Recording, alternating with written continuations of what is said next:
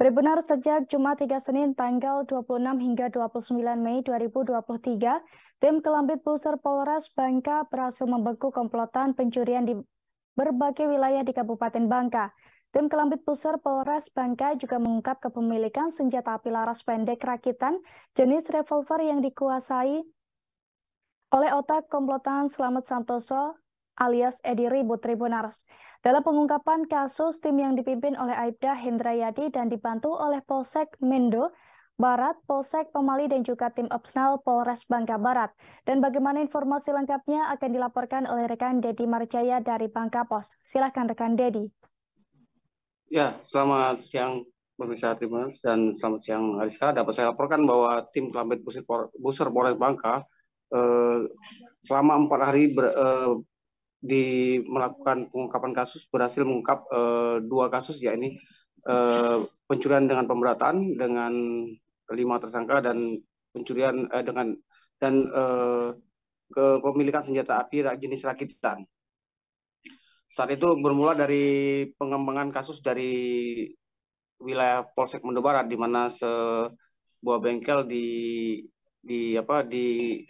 dibongkar oleh orang tak dikenal yang dilakukan penyidikan. Saat itu tim Kelambit mendapati sejumlah ban mobil yang diduga milik bengkel berada di tangan masyarakat.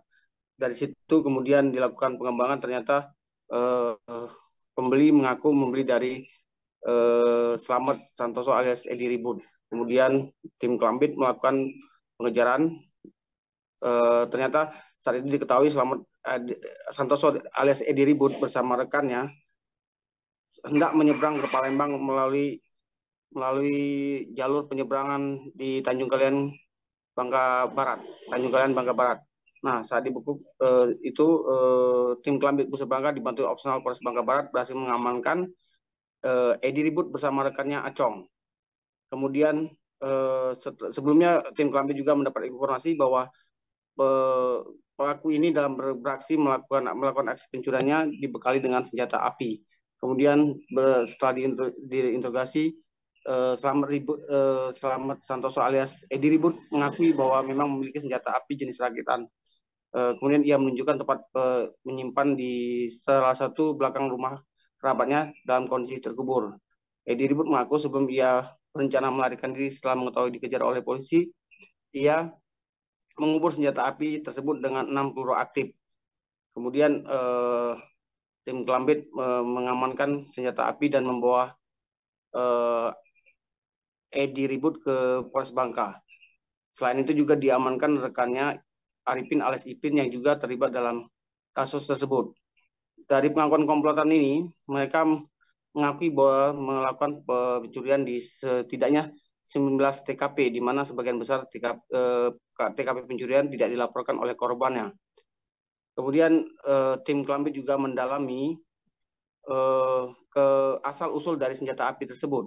Edi Ribut mengaku mendapatkan senjata api itu atas informasi rekannya Acong yang dibelinya seharga 3 juta.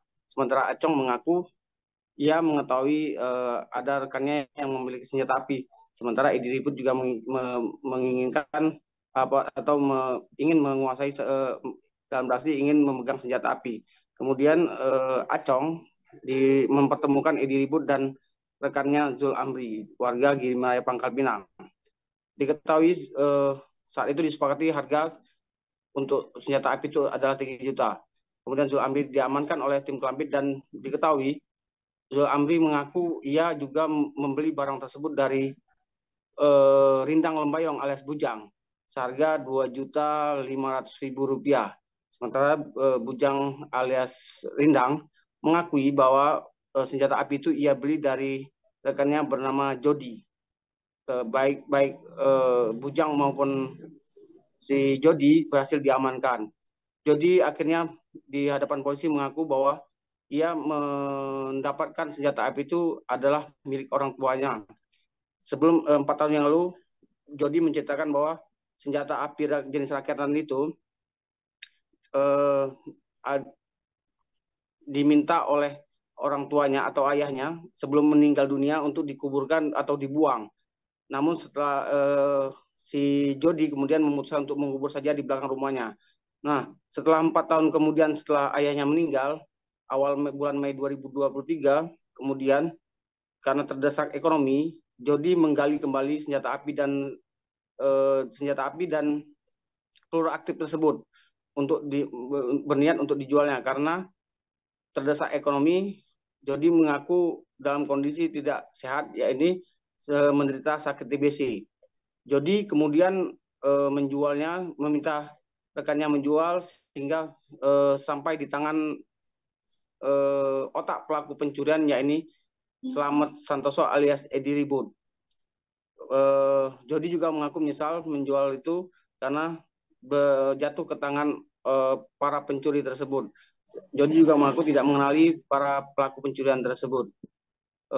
Saat ini Polres Bangka kemarin saat melakukan presisi Kapolres Bangka AKBP Taufik Nurisa mengungkapkan bahwa diduga kuat senjata itu berasal dari perakitan senjata di wilayah Jawa Barat, bukan dari Palembang.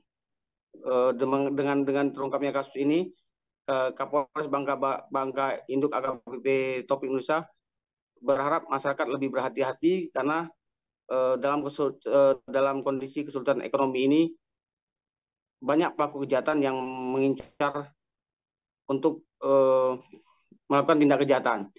Demikian Ariska yang dapat saya laporkan dari Kabupaten Bangka, Provinsi Bangka Belitung. Baik, rekan Dedi Marjaya dari Bangka Pos, terima kasih atas informasi Anda dan selamat bertugas kembali. Terima kasih sudah nonton. Jangan lupa like, subscribe, dan share ya.